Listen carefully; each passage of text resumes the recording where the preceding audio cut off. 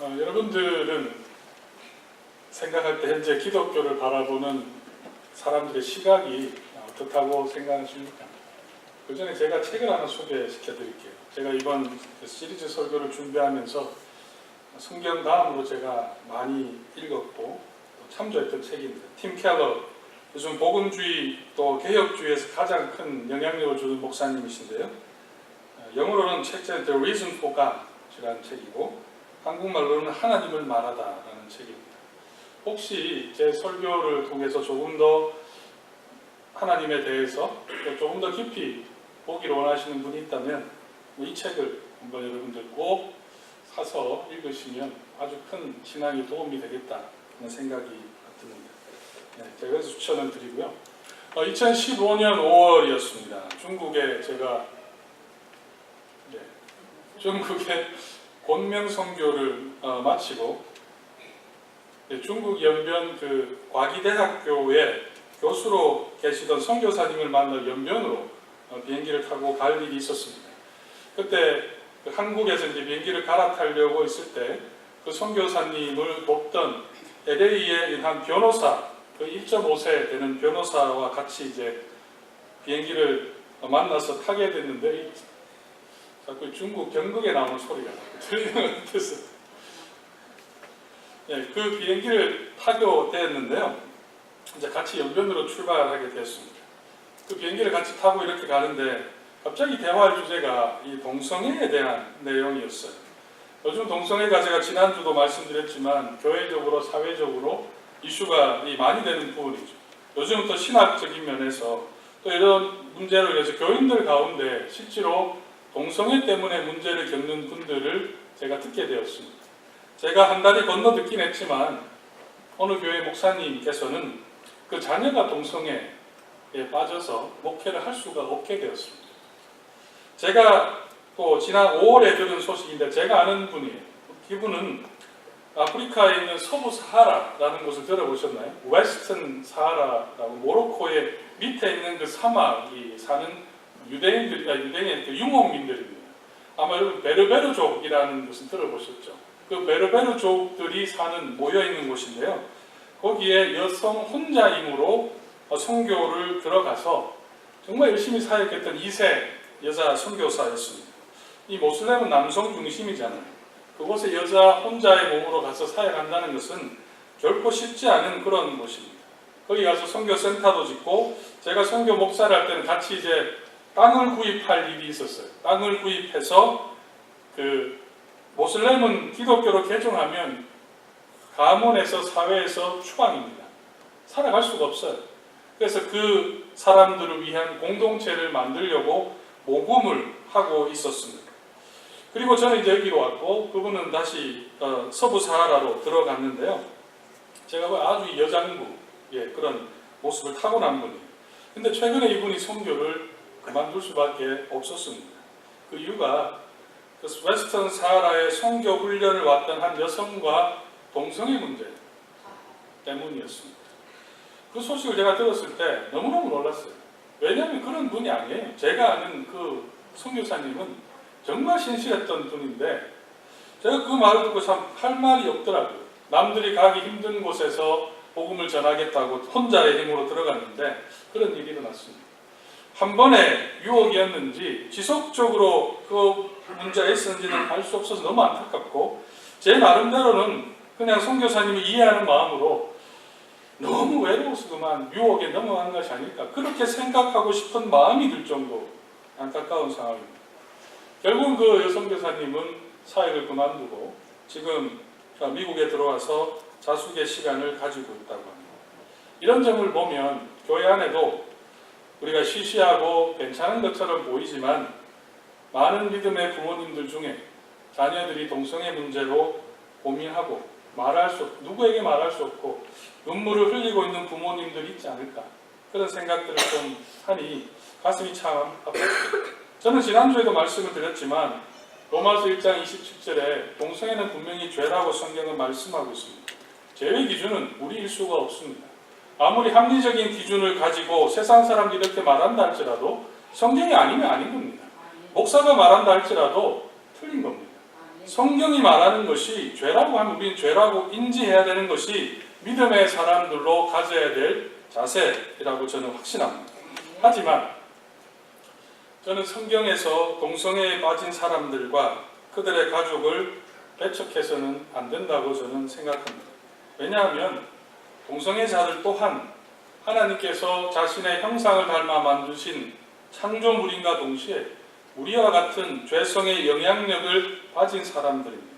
죄의 영향력으로 인해서 잘못된 선택과 마치 자신이 태어날 때부터 동성애로 태어났다고 생각하게 만드는 왜곡된 정체성을 가진 자들이라는 겁니다.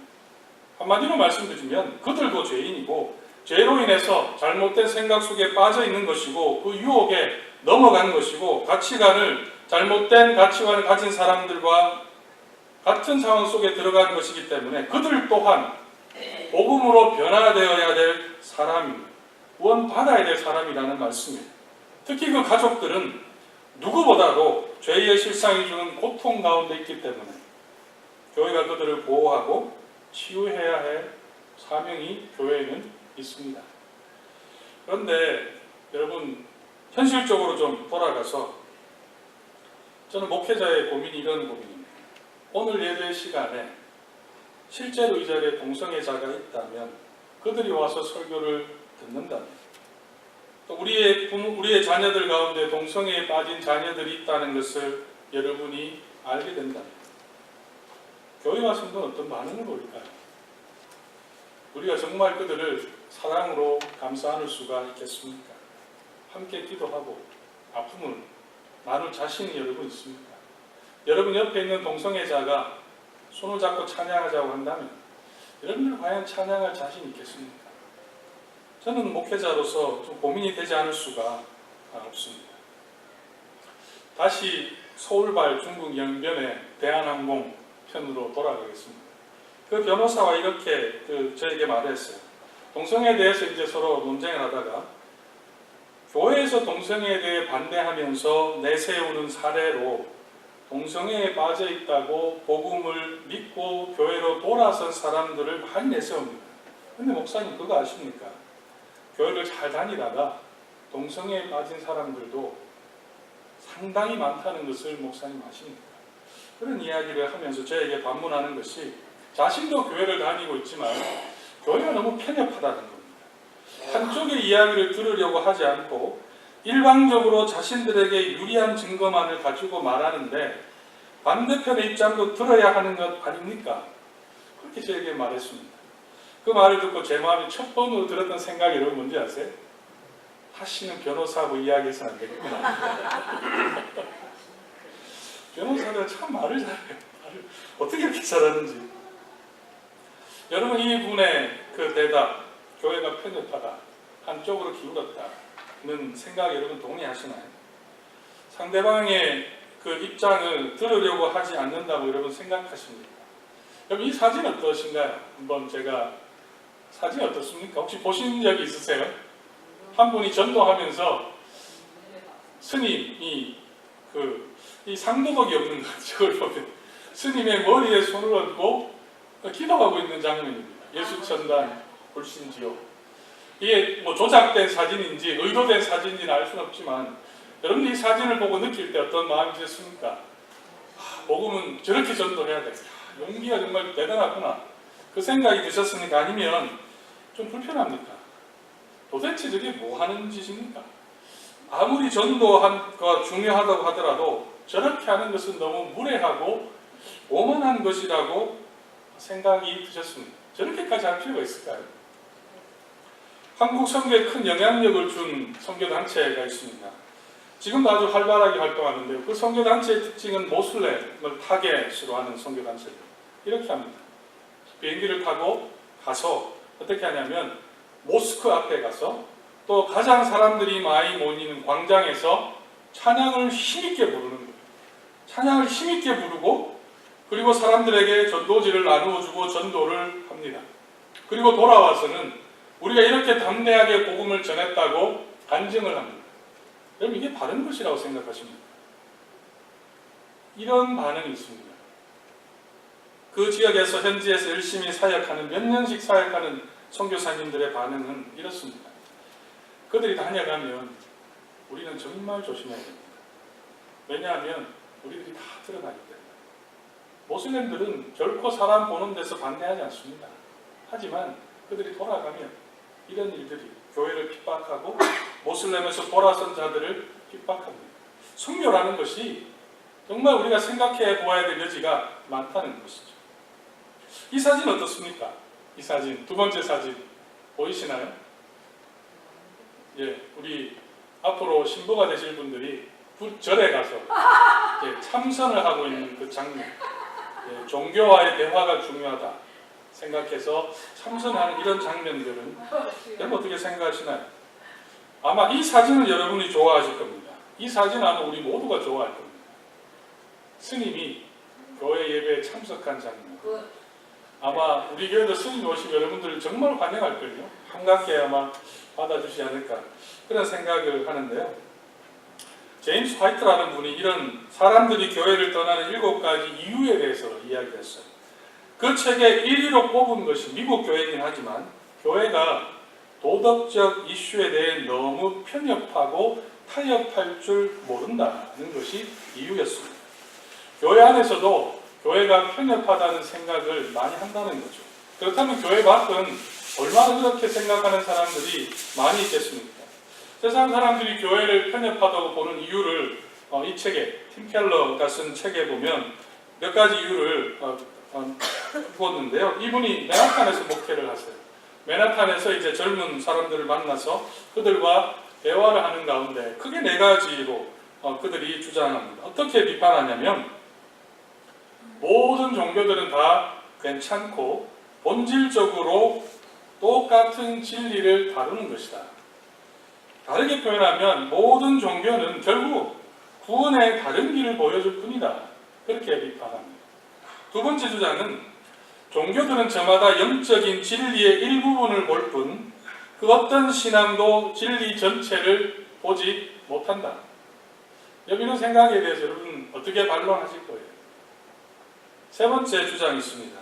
종교적인 것은 기독교, 불교 모든 종교는 이 문화적인 것이고 역사적인 조건들의 산물일 뿐이지 진리라고 말할 수가 없다고 그들은 비판합니다. 또 하나는 오늘 설교의 도입 부분처럼 이 모든 생각의 결론입니다. 자신의 종교가 옳다고 우기면서 다른 이들을 개종시키는 것은 오만하고 배타적인 것이다. 여러분 이 생각들에 대해서 그들의 주장이 여러분 타당하다고 생각하십니까? 여러분 어떻게 생각하세요? 혹시 누가 이렇게 묻는다면 여러분 어떻게 그들에게 반응할 수 있겠습니까? 제가 이 책의 주장과 제가 생각했던 것들과 좀 연결해서 반론을 지으면 이렇게 이야기할 수 있을 것 같아요. 첫 번째 주장입니다. 모든 종교들은 다 괜찮고 본질적으로 똑같은 진리를 다룬다. 여러분 모든 종교가 똑같은 진리를 다루고 있나요? 모든 종교가 구원의 다른 길을 말하고 있습니까? 원래 불교는 여러분 불교를 잘 아셔야 되는데 불교는 신의 존재를 믿지 않습니다. 불교에서 주장은 무입니다. 없는 겁니다. 인생은 사라지는 것밖에 없는 거예요. 그런 세계관 속에서는 신이 존재할 수가 없는 것이죠. 유대교의 신은 행하기를 요구하는 신입니다. 율법을 다 지켜 기준이 있는 거죠. 이슬람교에서는 알라가 기독교의 하나님이라고 똑같이 이야기를 하지만 사실 이슬람교는 삼위일체 하나님을 믿지 않습니다. 신과 인간의 관계는 철저하게 주종의 관계입니다. 인살라, 인간의 모든 운명은 정해져 있다 하는 것이죠. 포인트는 모든 종교는 각각 다른 교리를 가지고 있고 모두가 자신들만이 진리라고 주장합니다. 따라서 이들의 주장하는 이 구원은 근본적으로 다 다른 것이죠. 불교도들도 우리가 이런 말을 많이 듣잖아요. 부처를 믿으면 극락에 간다. 근데 이것은 사실은 불교의 원래는 없는 내용이에요. 역사학자들은 도마의 전도로 인해서 기독교의 교리가 섞였다 이렇게 표현하지만 없는 인생이 이 땅의 모든 것은 허무하다고 주장하는 인생 속에 천국이 있을 수 있는 세계관이 갈 수가 없는 겁니다. 천국도 없어야 되는 거예요. 종교들은 저마다 자신들의 그 주장을 가지고 있다는 겁니다. 두 번째는 종교들은 저마다 영적인 진리의 일부분을 가지고 있다는 그 주장에 대해서 이렇게 반론을 펼 수가 있을 것 같아요. 여러분, 기독교가 가지고 있는 그 진리가 일부분이라는 것을 무엇을 통해서 증명할 수가 있습니다. 이 말을 하는 당사자는 결국은 기독교의 진리가 일부분이야 라고 말하는 당사자는 뭘 알아야 될까요? 진리가 뭔가를 아는 사람이에요.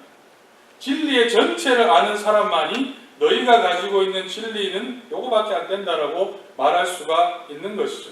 그런 면에서 그런 주장 자체가 아주 오만한 주장이라고 할 수가 있습니다. 세 번째 주장은 종교는 문화적인 것이고 사회적인 역사의 산물이다. 그래서 진리가 가지고 있다고 주장하기 어렵다는 주장. 그들이 주장하면서 펴는 내용 이런 비유를 많이 할 겁니다. 만약에 여러분들이 그들의 주장을 대변한다면 여러분들이 사우디아라비아에 태어났다면 여러분들은 분명히 무엇이 됐을까요? 모슬렘이 됐을 겁니다. 라는 주장입니다.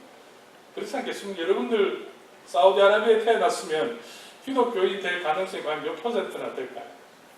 그런데 이것을 그러면서 그들은 종교라는 것은, 신앙이라는 것은 역사와 문화의 산물이라고 주장하는 것이죠. 여기에 대해서 변증학자 프란티가 박사가 이렇게 반대로 적용하는 겁니다. 만약에 종교가 문화적 산물이라고 주장하는 당신이 사우디아라비아에서 태어났다면 당신도 모슬렘이 되었을 거라고 반론을 제기합니다. 모슬렘이었다면 종교가 문화와 역사의 산물이라고 주장하지는 못했을 것이죠. 그렇다면 그와 같은 주장은 도대체 어디에서 나오는 겁니까? 결국은 그도 그가 속한 사회의 문화의 영향을 받았다는 것을 역으로 보여주는 것이죠. 나도 그 영향을 받으면서 나는 아니다라고 말할 수 있는 것은 예외일 수가 없다는 겁니다. 네 번째는 같은 맥락인데요. 자신의 종교가 옳다고 우기면서 다른 이들을 개종시키는 것은 오만하다, 편견이 있다라고 주장하는 것에 대해서 여기도 모순이 있습니다. 이렇게 말하는 것은 실상은 자신이 모든 것을 판단하고 있는 거예요. 잘못되었다라고 말하는 순간 내가 지금 어디에 있는 겁니까? 내가 모든 것 위에 서 있는 거예요. 스스로 오만함을 드러내는 것이고 스스로 배척적인 사람임을 드러낼 수밖에 없다는 것이죠. 이 모든 내용을 정리하면 기독교가 배타적이라고 말하는 사람들 자체가 자신들의 신념에 사로잡힌 그 배타성을 드러낼 수밖에 없습니다. 여러분, 제가 편 논리에 주일 아침에 너무 제가 복잡한 이야기를 해서 아마 좀 잠이 오시는 분도 있는 것 같은데요. 한번 이런 분들 만나면 저한테 말씀해 드리면 제가 이 설교 내용을 보내드리겠습니다. 우리가 읽은 말씀은 사도행전 4장 12절은 아마 이런 기독교가 편협하다고 생각하는 사람들에게 가장 싫어하는 말씀입니다. 이렇게 성경 기록하죠. 다른 이로서는 구원을 받을 수 없나니 천하 사람 중에 구원받을 만한 다른 이름을 우리에게 주신 일이 없음이라 하였더라. 그럼 이 말씀에서 기독교인들 또 모든 종교는 같은 진리를 전하고 있다라고 말하는 사람들이 가장 싫어하는 말을 하나를 딱 뽑는다면 어떤 말이겠습니까? 다른 이로서는 구원받을 이름이 없다라는 그 말에 세상의 다양성의 문화에 살아왔던 사람 딱 부딪히는 겁니다. 무슨 소리 하냐는 거죠. 제가 드렸던 그 반론처럼 정말 기독교는 오만하다. 왜 자기들만이 진리라고 주장하느냐라고 이야기를 할 겁니다. 이 말씀을 지금 이 베드로의 설교에 나오는 한 부분인데요. 제가 초반에 3장, 4장을 다 읽었으면 부탁드렸던 이유가 여기에 있습니다. 이 말씀은 베드로가 사람들에게 설교한 내용의 핵심을 꼽은 말씀입니다. 이런 배경이 있어요. 예수님께서 이 베드로와 요한이 성전에 올라가다가 성전 옆에 구걸하고 있는 그 장애인을 고쳐주는 사건이 있었습니다. 예수의 이름으로 고쳐주셨죠. 그때 사람들이 막 몰려들기 시작했어요. 그리고 그들 앞에 이 베드로가 설교를 했습니다. 설교의 내용은 이런 내용이었습니다. 예수가, 너희들이 죽인 그 예수가 바로 메시아라는 겁니다. 그리고 그 예수가 살아나서 자신이 메시아임을 증명했다는 것이고, 그 예수를 믿을 때 우리 안에 있는 모든 죄의 문제를 해결해 줄 수가 있다는 것을 이 베드로가 선포했던 겁니다. 거기에 대해서 공회의 사람들이 왜 베드로를 잡아서 감옥에 가두었죠? 왜냐하면 놀라운 사실은 아주 이 독단적인 메시지잖아요. 그들에게 이렇게 주장한 이 독단적인 메시지에 약 5,000명의 사람들이 성경 4장 4절에 가보면 믿음을 가졌다라고 성경은 기록하고 있습니다. 그때 이 당국에서 놀라서 베드로와 요한을 잡아 넣었습니다. 그리고 며칠 지난지는 알 수 없지만 이들을 불러내고 재판하는 자리에 불러 세웁니다. 그때 누가 왔냐면 그 재판의 자리에 공회입니다. 성경은 안나스와 또 가야바가 그곳에 있었다고 성경은 기록합니다. 이들이 누굽니까? 예수를 십자가에 못 박은 자들이에요. 최고의 살아있는 권력자들이 지금 예수를 십자가에 못 박힌 그 자들이 그곳에 서서 베드로와 요한을 심판하고 있습니다. 베드로와 요한은 잘 알았죠. 그들이 예수를 못 박았다는 사실을. 그곳에 그들이 서 있습니다. 얼마나 두렵겠습니까? 얼마나 놀랐겠습니까? 그런데 오히려 베드로는 그들 앞에서 확신에 차서 이 말씀을 하는 겁니다. 다른 이로서는 구원받을 수 있는 일이 없다라고 예수가 구원자라는 것을 바로 그들 앞에서 당당하게 선포를 했습니다. 아마 그 당당함과 이 확신에 놀라서 예수를 죽였던 그들이 어떻게 했는지 아세요? 훈방조치 압니까? 훈방조치? 훈방조치? 전혀 손을 못 댔는데 그냥 너 조용히 해. 조용히 안 하면 나중에 큰일 날 거야. 그렇게 돌려보낸 거예요. 저는 이 장면을 보면 참 놀랍다. 너무너무나 배타적인 설교잖아요. 예수 외에는 구원의 길이 없다. 이 설교를 5,000명이나 되는 사람들이 믿었고 또 그들 앞에 어떻게 당당하게 말할 수 있었을까? 그들이 빌리 그레함 집회에 참여하는 것처럼 자발적으로 찾아온 사람들이 아니었습니다. 누군가가 전도해서 베드로 앞에 온 사람들도 아니었어요. 자신들의 믿음이 지키기 위해서 전통을 따라 성전에 올라온 자들이었고 이 정도로 올라왔다면 믿음이 아주 특별한 자들이었습니다. 또한 그들 중에는 외국에 살던 유대인들은 어떻게 했겠습니까? 제가 이제 한국 사기 상황을 생각해 보면 비용이 많이 들잖아요. 아마 그들 중에 적금을 좀 들었던 사람도 있을 것이고 또 개를 들어서 그 돈을 가지고 내 인생의 유일한 목적 성지순례를 한번 가봐야 되겠다. 그렇게 해서 올라왔는데 그렇다면 이 보통 믿음은 아니죠. 열심히 특심입니다. 그곳에 모인 사람들은 내 믿음과 행위가 나를 구원에 이르도록 한다는 것을 철석같이 믿었던 자들이에요. 지금 여러분 우리 중에 누군가가 타임스퀘어 광장에 가서 예수가 그리스도라고 선포하고 다닌다면 과연 몇 사람이나 그 선포에 반응하겠습니까? 아마 우리들부터 슬피할걸요? 혹시나 내가 기독교인이 드러날까봐? 그렇지 않겠습니까? 아무도 반응하지 않을 겁니다. 간혹 노숙자라든지 간혹 또 여러 문제 있는 사람들이 반응할지는 몰라도 일반적인 사람이라면 반응하지 않을 겁니다. 그런데 열심히 아주 특별한 사람이 독단적인 메시지, 내가 부인하고 내 자신을 지금 부인하는 메시지, 내가 틀렸다는 걸 지금 이야기하잖아요. 그런데 그들 앞에서 지금 이 메시지가 먹혔다는 사실이죠. 이러한 모습이 어떻게 가능했을까요? 그들이 살던 시대는 우리가 살던 시대와는 다르게 좀 지적으로 무지해서 그런 것일까요? 아니면 목소리가 크면 이기는 사회입니까? 또 다양성이 존재하지 않은 사회라서 그런 겁니까? 그렇진 않습니다. 그리스 로마 시대에는 모든 신들에 대해 열린 세계관을 가지고 있었던 시대였습니다. 대표적인 장면이 바울이 고린도 헤덴에서 전도할 때 알지 못하는 신이라는 명패를 가지고 있을 만큼 많은 신들의 존재를 인정했던 그런 시대입니다. 모든 종교가 인정을 받은 거예요. 인정을 받았다는 것은 모든 종교에 대해 열린 마음을 가졌다는 것이고, 열린 마음을 가졌다는 것은 독단적이고 독선적인 메시지에서는 거부감을 가진다는 겁니다. 그럼에도 불구하고 5,000명이 믿었다, 그것을 진리로 받아들였다 하는 것을 저는 좀 생각해 보고 싶습니다. 왜 그들이 받아들였을까? 왜 그 독단적인 메시지 앞에 그들이 그렇게 마음이 열리게 되었을까? 저는 첫 번째 이유가 끝났나요? 네. 첫 번째 이유가 오늘 읽은 말씀 한 절이지만 베드로가 전한 그 메시지에 그 답이 있다는 생각을 좀 하게 되었습니다. 베드로의 설교의 메시지 내용을 종합하면 이 내용입니다. 우리 인생의 문제는 행위로 되지 않는다는 거예요.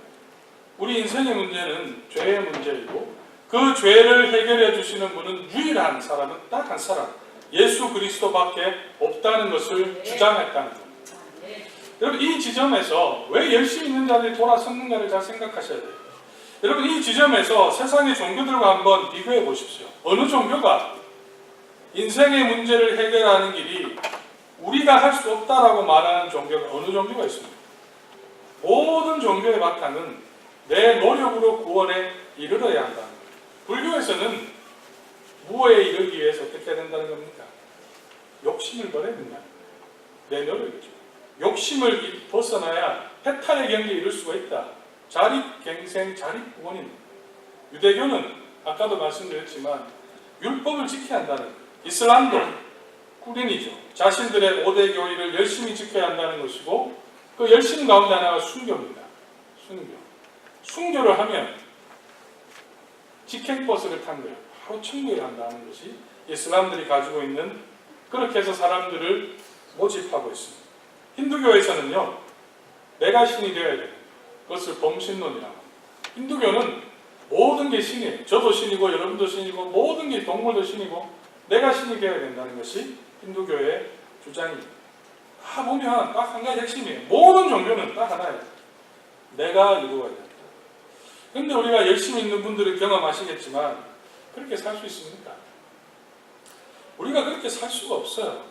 신앙생활 정말 열심히 한 분들이 부딪히는 장벽이 여기 있어요. 내가 어디 정도 된 것 같은데 어느 순간 보면 또 밑에 와 있는, 그것이 신앙생활을 열심히 한 사람들이 가지는 그 경험입니다. 날마다 실패하는 거예요. 되는 것 같다가 또 돌아오는 것이죠. 그런데 모든 종교 중에 기독교만이 유일하게 나의 구원이 내 힘에 달린 것이 아님을 선포하고 있다. 우리의 죄를 대신 짊어지시고 죽으시고 부활하신 그 예수를 우리가 받아들일 때 우리에게 참된 구원의 길이 있다는 것을 선포하는 겁니다. 저는 여기에 기독교는 편협하지 않다고 말합니다. 기독교는 편협한 것이 아니라 진리를 선포하는 것이죠. 그리고 기독교가 배타적이지 않을 수 있는 또 하나의 이유는, 기독교는 모든 인간은 믿지 않는 자라고 하더라도 하나님의 형상을 가진 자라고 성경은 기록하고 있다고 주장합니다. 또한 기독교는 모든 인간은 죄성을 가진 인간이기 때문에 그 영향력 아래에서는 성도들도 예외일 수가 없기 때문에 겸손해질 수밖에 없는 것이죠. 그래서 믿지 않는 사람들, 다른 신앙인이라고 하더라도 도덕적인 면에서 우리보다 조금 더 나을 수 있다는 가능성을 기독교는 보여주고 있고 성도들은 그것을 인지하고 있습니다. 그렇기 때문에 기독교에 믿는 사람들은 배타적인 것보다는 오히려 모든 사람들을 품을 수 있는 그 신학적인 바탕이 모여져 있다는 것이죠. 두 번째 저는 생각하는 것은 기독교가 배타적이 않을 수 있다는 이유는 성도들의 모습 때문입니다. 교회 역사를 보면 1, 2세기 초대 교회 역사 이런 적이 있었습니다. 유럽에서는 도시에 역병이 막 유행을 했어요. 수많은 사람이 죽어갈 때 병든 자들을 다 버리고 도망가는 누가 남았냐면 기독교인들만이 그 도시로 들어가서 그들을 돌보아 주었습니다. 초대교회에도 성도들만이 내 것을 나누고 희생하고 가난한 자, 연약한 자를 도울 수가 있었습니다. 남을 위해 자신의 생명을 희생할 수 있었던 이유가 어디 있겠습니까? 저는 이것이 기독교의 진리라고 생각합니다. 복음을 제대로 아는 사람은 나에게 주어진 구원이 내게 힘으로 얻은 것임을 아님을 알기 때문입니다. 주님의 그 은혜로 영원한 생명을 얻었기 때문에 세상 사람들처럼 경쟁하며 속이며 내 이익을 살 수가 없다는 것을 알기 때문이죠. 은혜를 받았다는 것을 알기 때문에 내 이웃을 내 몸과 같이 사랑하는 그 말씀을 결코 버릴 수가 없었던 겁니다. 그렇기 때문에 기독교인들은 세상을 위해서 살아가는 것이고 믿지 않는다 할지라도 그들조차도 다 포용하는 것이죠. 그럼에도 불구하고 왜 세상이 편협하다고 하는 것일까? 저는 우리들의 입장에 조금 포커스를 두고 싶은데요. 제가 이런 경험이 있었습니다. 지난주 수요일이었던 것 같아요. 한 식당에 가서 이제 우거지 설렁탕을 시켰습니다. 근데 이 주문한 음식을 가지고 나오시는 분의 손가락이 제 눈앞에서 탕 속으로 쑥 들어가는 거예요. 저는 비유가 강한 사람이라 그 정도는 아무 말 없이 먹을 수가 있습니다. 또 주인이 제가 목사인 걸 알기 때문에 차마 이것을 물려달라고 말할 수는 없었던 게 사실 저의 솔직한 마음일 겁니다. 그런데 한 설렁탕을 반쯤 먹었어요. 반쯤 먹었는데 이 숟가락 이렇게 하는데 약간 이 검게 새긴 것이 이렇게 올라오더라고요. 저게 뭔가 젓가락 이렇게 보니까 파리였어요. 그날 제가 오늘 왜 이렇게 국물이 진하다 그 이유를 다행이죠. 그래도 밥만 먹어서 그게 나온 게 만약에 내가 그거 먹었다면 순간 당황이 되고 이거 어떻게 해야 되나 한참 좀 생각을 했습니다. 그러면서 이때는 내가 말을 해야 되겠다고 생각했어요. 왜냐하면 이 위생관리를 잘하지 않은 것을 나타내는 것이고 또 다른 피해자가 나오면 안 되지 않겠습니까? 그래서 불러서 제가 파리를 이렇게 보여주었습니다. 주인은 크게 당황하지 않은 것 같아요. 그래서 제가 다시 그 국물을 먹었을까요? 저도 사람인지라 먹지는 못하겠더라고요. 그래서 옆에 두고 사실 안 먹었습니다. 그 주인이 미안했던 게 저에게 다른 걸 주문하라고 해서 제가 냉면을 시켜서 먹었는데 그 국물이 그 국물인 것 같고 그래서 제가 이렇게 다 먹었는데요. 속으로 제가 이런 생각을 하겠어요. 내가 다시는 이 집에 오나 보다. 하나를 보면 열을 안다고 내가 다시는 오지 않겠다 이런 생각을 했는데 근데 그때 제가 이 설교를 준비하고 있어서 그런지 생각 조금 이렇게 달리 보게 되더라고요. 내가 너무 속단하고 있는 건 아닌가라는 생각을 언뜻 하게 되었습니다. 그날 제 음식에만 그것이 들어갈 수도 있었지 않겠습니까? 주인이 아무리 잘 관리를 한다고 해도 날아서 나 죽겠다고 날아오는 그 모든 파리들을 어떻게 다 찾아서 다 막을 수 있겠습니까? 그 집에서 몇 번 제가 음식을 먹은 그 경험 속에 내가 그 식당 주방에 들어가 본 적도 없고 음식을 어떻게 관리하는지 본 적도 없는 제가 그 단 하나의 사건으로 그 작은 그릇에 빠진 그 파리 한 마리 때문에 그 식당은 다시 가서는 안 된다라고 편견을 가진다면 그렇게 평가한다면 다른 사람에게 그 식당은 절대 가지 마십시오 라고 말한다면 혹시나 식당 주인의 입장에서는 참 억울한 것이 아닐까. 세상은 어쩌면은 하나의 그릇에 빠진 그 파리 한 마리로 그 식당 전체를 평가한 것처럼 교회와 성도들을 보고 있는 것은 아닐까 하는 그 생각을 하게 되었습니다. 세상 사람들의 평가, 교회가 편협하다는 그 말소리는 그들의 눈에 편협하게 보였다는 것은 진리가 편협한 것이 아니라 진리를 주장하는 우리들의 모습 때문이지 않을까라는 생각입니다. 성도 여러분, 우리가 믿는 하나님은 편협하신 하나님이 아닙니다. 복음은 편협한 것을 주장하는 것이 아니라 모든 사람이 주님 앞에 돌아오기를 주장하는 것이 바로 우리가 믿는 복음입니다. 모든 세상 사람들 앞에 이 복음을 믿을 때 너희가 살아갈 수 있다는 것을 말씀하고 있는 것이 바로 복음입니다. 오늘 이 말씀은 기독교의 편협함을 베드로가 주장하는 것이 아니라 주님 앞에 나오지 못하는 자들을 향해 안타까워하시는 우리 하나님의 마음을 보여주는 말씀이라고 저는 믿습니다. 혹시 이 자리에 있으면서 기독교는 참 편협하다 생각하시거나 다른 종교에도 구원이 있다고 생각하는 분들이 있다면 저는 이렇게 질문하고 싶습니다. 여러분의 그 판단, 그 편견은 어디에서 온 것입니까? 여러분은 인생의 문제를 해결할 수 있는 삶을 바꿀 수 있는 그 복음을 진지하게 생각해 보신 적이 있습니다. 내가 믿는 기독교가 절대적인 진리임을 여러분은 확신하고 있습니다. 여러분 자신을 오늘 한번 잘 돌아보시기를 부탁드립니다. 이 세상의 기쁜 소식은 복음밖에 없습니다. 아멘. 복음이 저와 여러분을 살립니다. 기도하겠습니다. 사랑의 아버지 하나님, 오늘도 우리가 주님 앞에 섰습니다. 여러 마음 속에 우리가 이 자리에 나왔고